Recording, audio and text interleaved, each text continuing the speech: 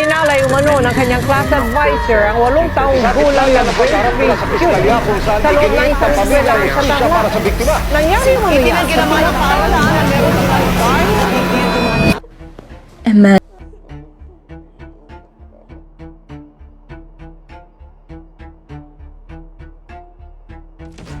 Nakakaranas ka ba ng pang-aabuso? Hindi ka nag-iisa.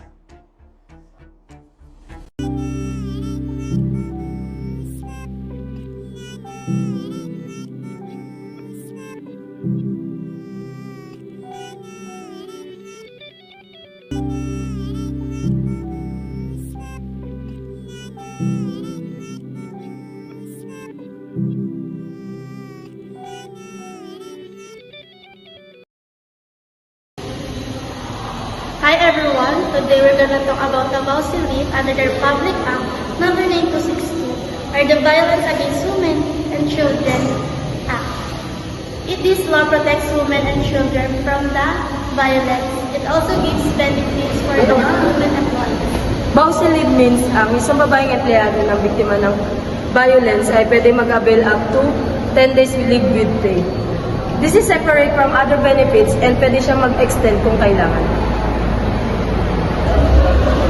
Sino ang pwedeng mag-avail? Women employees who are victim survivors of violence, whether physical, sexual, psychological, or economical abuse. Ang leave na ito ay para makapag-focus sila sa medical treatments, counseling, or legal proceedings. Maximum of 10 days with pay. Nagbibigay ito ng sapat na panahon para makapagpagaling yung biktima. Makakuha ng kinakailangang suporta at maayos yung mga medical at legal na proseso. May isang pangyayari.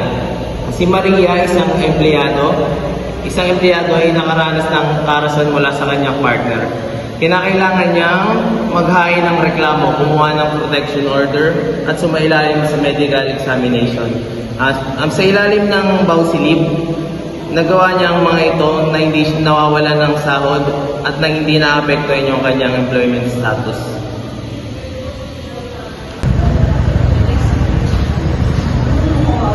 Ang Bausi Leave is important kasi it shows na may support ang isang workplace sa women's right and safety.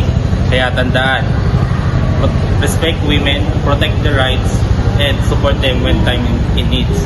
Let's build a safety and equitable workplace culture.